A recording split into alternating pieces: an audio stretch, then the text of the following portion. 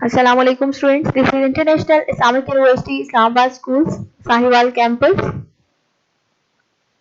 This is the online lecture of physics, grade pre-9th, unit number 3, dynamics, and this is the first lecture of this unit. First of all, students, open your books and make sure you have to listen to my lesson attentively. First of all, students, open the page number 57 of your book. In this chapter, you have a topic dynamics. What is dynamics?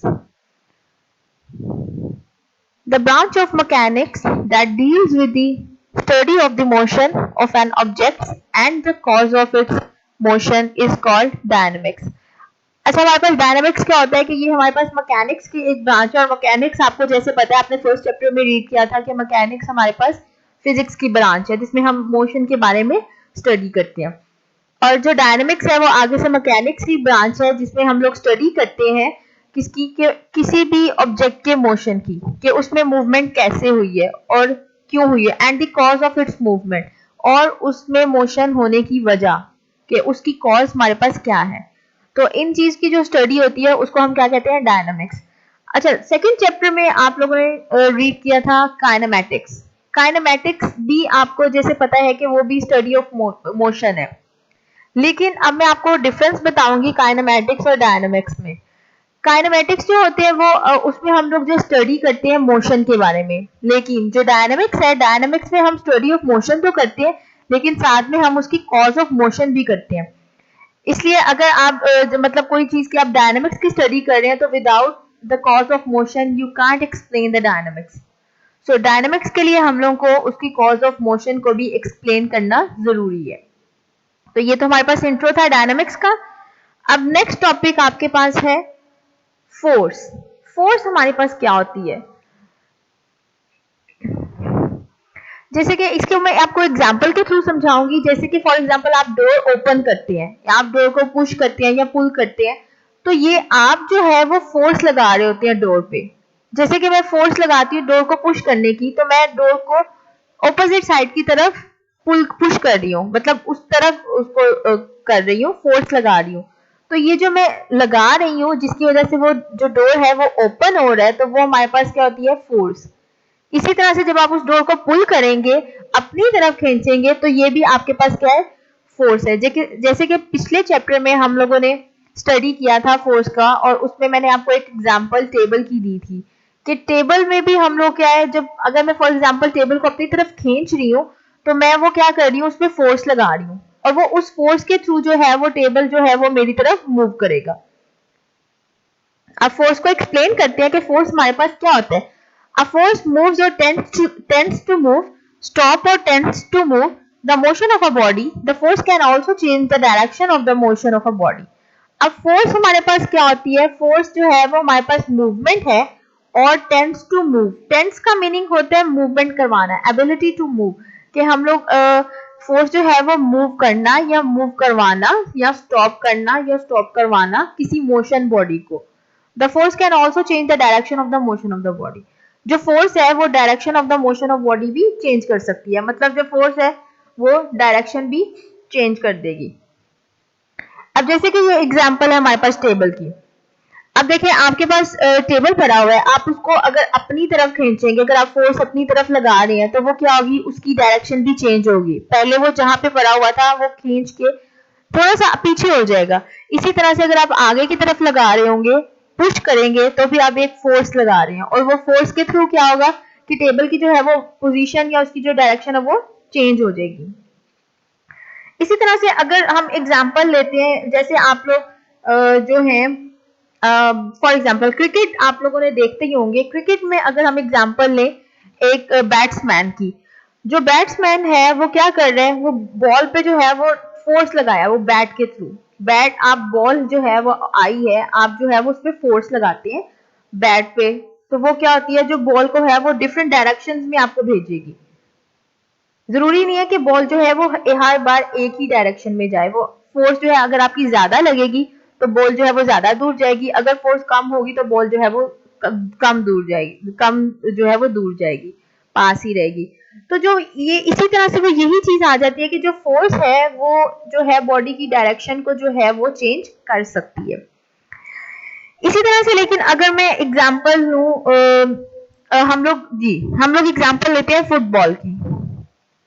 आप football जब खेलते हैं तो उसमें आप देखते हैं कि जो गोलकीपर होता है, गोलकीपर क्या करता है कि वो जो बॉल को जो है वो स्टॉप करता है उस गोल में आने के लिए, गोल करवाने के लिए। तो आप जो है इसमें जो है आप जो एबिलिटी है स्टॉप करने की, किसी चीज की मोशन को स्टॉप करने के लिए, वो भी हमारे पास क्या है, फोर्स। अब वहां पे वो जो गोलकीपर है वो उस फोर्स, अपनी फोर्स लगाएगा अपने हाथ के थ्रू, उसको क्या करेगा, बॉल को रोकेगा। तो वो जो रोकने की, किसी बॉल को या किसी ऑब्जेक्ट को रोकने की भी जो फोर्स होगी वो भी हमारे पास क्या आ जाएगी, फोर्स आ जाएगी। किसी चीज को रोकने की एबिलिटी वो भी हम फोर्स में ही लेकर आएंगे।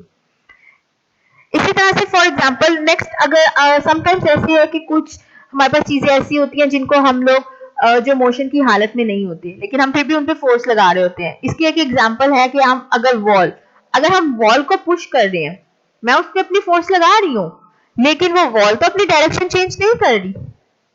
जैसे कि अगर आप वॉल के पास खड़े हुए, आप वॉल के पास खड़े होके आप वॉल पे जो है वो वॉल को पुश करें, उसकी तरफ जो है वो फोर्स लगाएं। आप फोर्स लगा रहे हैं लेकिन वो वॉल जो है वो अपनी डायरेक्शन चेंज नहीं करेगी। इसी तरह से ये सारी एग्जांपल्स थी फोर्स की।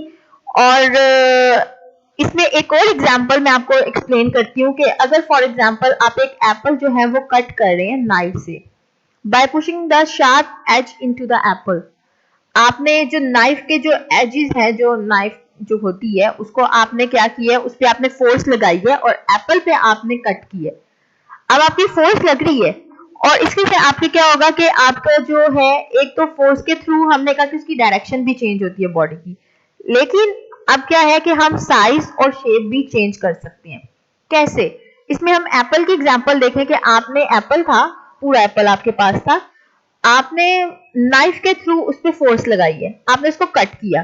आपने जब उसको कट किया तो जो एप्पल की शेप है वो चेंज होगी और एप्पल का साइज भी चेंज हो गया। पहले जो एप्पल पूरा था, अब वो फॉर एग्जांपल आपने हाफ में किया तो वो हाफ हाफ हो गया, उसका साइज भी चेंज हो गया और उसकी शेप भी चेंज होगी। पहले वो पूरा एप्पल सर्कल में आ जाएगा तो अब तो वो नहीं होगा, वो तो हाफ आएगा, हाफ सर्कल होगा।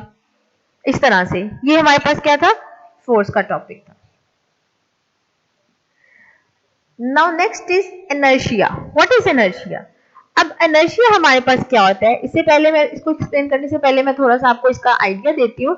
गैलीलियो हमारे पास एक साइंटिस्ट था, उसने ऑब्जर्व किया कि जो ऑब्जेक्ट्स होते हैं, जो लाइट ऑब्जेक्ट होते हैं, उनको रोकना इजी होता है हैवियर ऑब्जेक्ट से।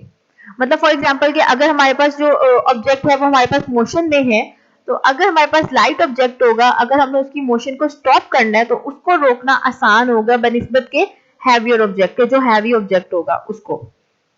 अब उसने कहा कि जी इसी तरह से अगर उनको रोकना मुश्किल है, इसी तरह से जो हैवी ऑब्जेक्ट है उनको मूव करवाना भी डिफिकल्ट है, और इसी तरह से अगर वो मूव कर रहे हैं तो उनको स्टॉप करना भी डिफिकल्ट है। गैलीलियो ने ये कॉन्सेप्ट दिया था हमें। इसी तरह से अगर फॉर एग्जांपल हम इसकी एग्जांपल भी लें तो ये यही चीज आ जाती है कि जो हैवी ऑब्जेक्ट्स हैं उनको मूव करवाना मुश्किल होता है। जैसा कि अगर हम कोई एक हैवी टेबल ले लेते हैं कि जो टेबल है उस पर बहुत ज्यादा सारी चीजें पड़ी हुई है, वो बहुत हैवी है, तो उसकी पोजीशन को चेंज करना आपके लिए डिफिकल्ट होगा। और इसकी निस्बत अगर आपके पास एक टेबल है और वो हल्का सा टेबल है, लाइट ऑब्जेक्ट है, तो उसको आप इजीली मूव कर लेंगे।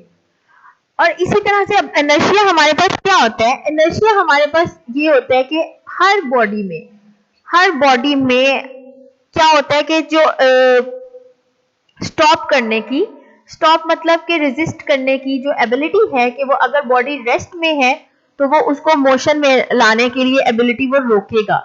हर बॉडी के अंदर जो है वो ऑपोजिट करने के लिए एबिलिटी है। फॉर एग्जांपल कि अगर आप जो है वो टेबल को मूव करना चाहते हैं, लेकिन टेबल के अंदर एबिलिटी होगी कि वो क्या करेगा, अपने जो टेबल है उसको स्टॉप करेगा, अपनी वो पूरी फोर्स लगाएगा कि वो ये चीज स्टॉप हो जाए, वो मूव ना करे।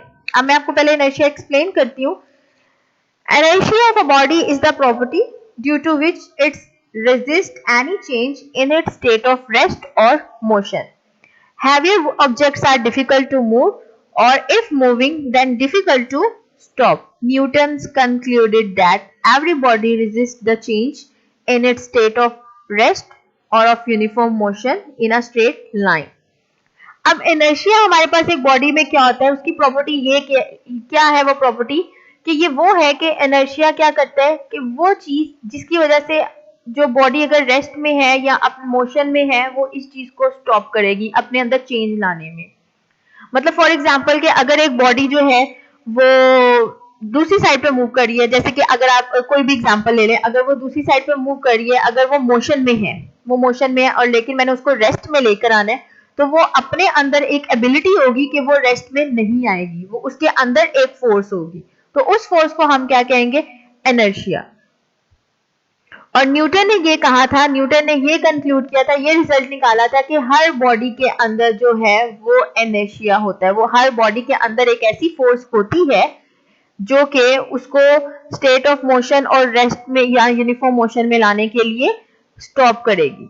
ठीक है, जब जिस वो पोजीशन में होगी, अगर वो रेस्ट में है तो वो अगर मोशन में आएगी तो उसके लिए वो खुद को रेजिस्ट करेगी। इसी तरह से अगर वो मोशन में है और वो खुद को रेस्ट में लाएगी तो वो रेजिस्ट करेगी जो भी उस पर फोर्स लगेगी। तो हर बॉडी में हमारे पास इनर्शिया होगा।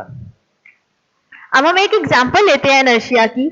अब इनर्शिया की एग्जांपल हमारे पास ये है कि अगर फॉर एग्जांपल मैं आपकी बुक पे पेज नंबर 58 अगर आप ओपन करते हैं तो वहां पे आपके पास एक एग्जांपल है। वो एग्जांपल हमारे पास क्या है कि मैंने एक ग्लास लिया, ये वाली एग्जांपल हम लेते हैं। मैंने एक ग्लास लिया है, ग्लास के ऊपर मैंने क्या किया है, एक कपबोर्ड रख दिया है और कार्डबोर्ड के ऊपर मैंने एक कॉइन रख दिया। अब क्या करना है मैंने कि मैंने ये करना है कि मैंने कार्डबोर्ड को जो है वो मैंने हॉरिजॉन्टली अपनी फिंगर से मैंने क्या करना है, झटका देना है। अब मैंने ये देखना है क्वेश्चन अब हमारे पास क्या आएगा कि क्वेश्चन हमारे पास ये है कि क्या कार्डबोर्ड जो है जो कॉइन है, जो हमने कार्डबोर्ड के ऊपर कॉइन रखा था, क्या कॉइन जो है वो कार्डबोर्ड के साथ मूव करेगा या नहीं करेगा। अब देखिए, जब अगर आप वैसे एग्जाम्पल जो है, ये एक्सपेरिमेंट जो है वो आपको करके भी देख सकते हैं। आप अपने पास एक ग्लास रखें, ग्लास के ऊपर आप एक कार्डबोर्ड रखें और फिर उसके ऊपर आप एक कॉइन रखें। जैसे ही आप उसको झटका देंगे तो वो क्या होगा कि वो कार्डबोर्ड तो मूव कर जाएगा, लेकिन वो जो कॉइन है, वो कॉइन हमारे पास क्या करेगा, वो सीधा जो है वो ग्लास के अंदर गिर जाएगा। उसमें कोई भी हमारे पास जो है वो पोजीशन चेंज नहीं करेगा, वो कुछ नहीं करेगा, वो जस्ट क्या होगा, कार्ड के अंदर ग्लास के अंदर गिर जाएगा। The coin doesn't move with the cardboard due to inertia.